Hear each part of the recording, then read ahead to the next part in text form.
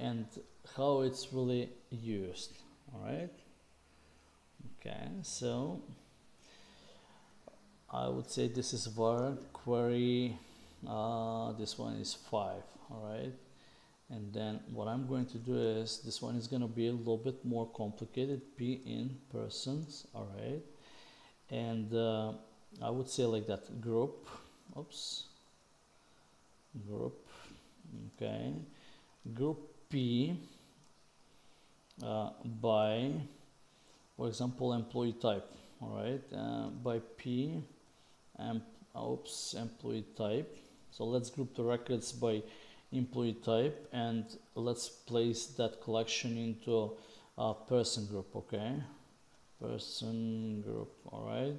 And then let's say where person group, okay, the records are bigger than what? Than 1.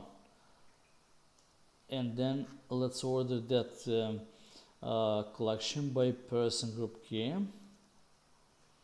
By person group key, and this time we're not selecting P, but we're selecting the person group. Okay, and just keep that in mind, because now we have a new collection, obviously. So we are transforming the initial collection persons into a new person group collection by type, employee type, and then we are saying if the collection, the newly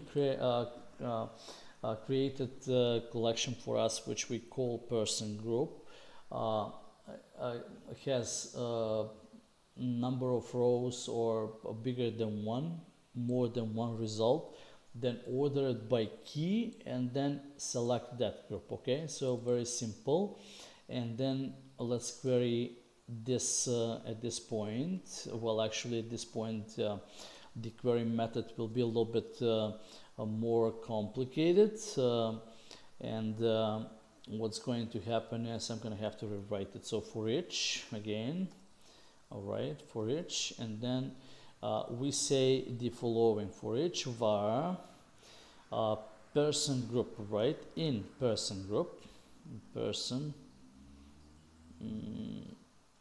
for each var in query 5, query 5, okay, and then for each, okay, for each PG element in query 5, loop through the newly created for each, alright, loop through the newly created person group items. Okay, so how do we do this? So obviously this is of a type person P in what now at this point? In PG, okay, and this one, okay, keep that in mind, and then just print out the result. Okay, that right line, okay, and then what do we print out right here? Well, let's print out the person name, which is p name, okay, and then let's do this just for the sake of better understanding what we're doing.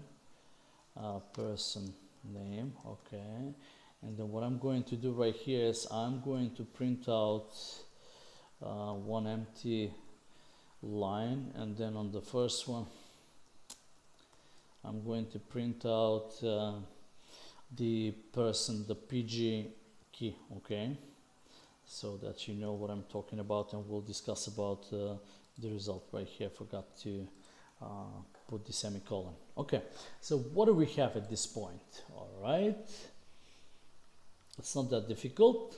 Okay, so we have at this point we have, all right, so we have the employers, which is all of these guys, and we have the manager, which is these two guys, right, Jackie and John. What happens if I put 0 right here, right?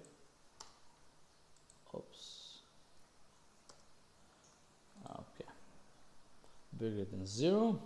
We'll get the CEO, which person name is Monica. Okay, so don't forget that these things are very important. I'm causing intentional typos so that I can explain you what's really happening in the background.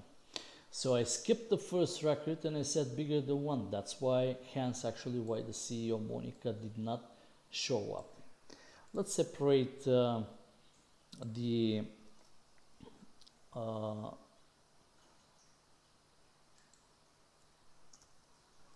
there we go. Let's separate the records a little bit better.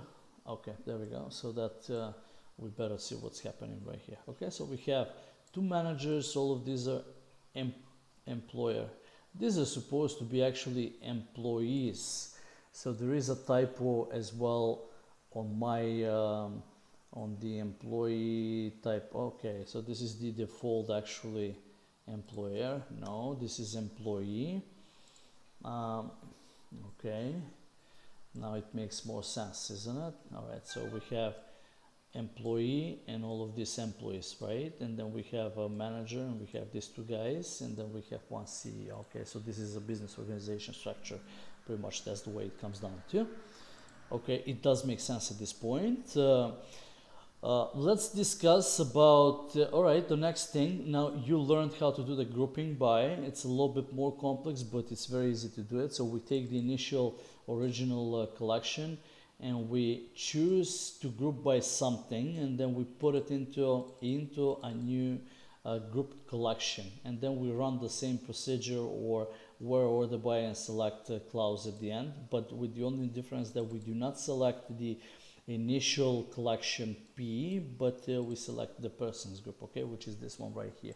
And then the looping process is a little bit different because we're looping through the group, right, in query 5, and then in order for us to, since we're grouping by key, right, and the key is pretty much the employee type, and then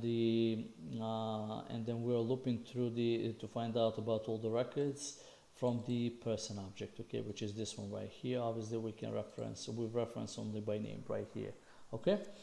I hope it's clear to understand, but feel free to ask questions, and I'd be happy to actually try to find a better way to explain things. Now let's speak about at this point, let's speak about join, okay.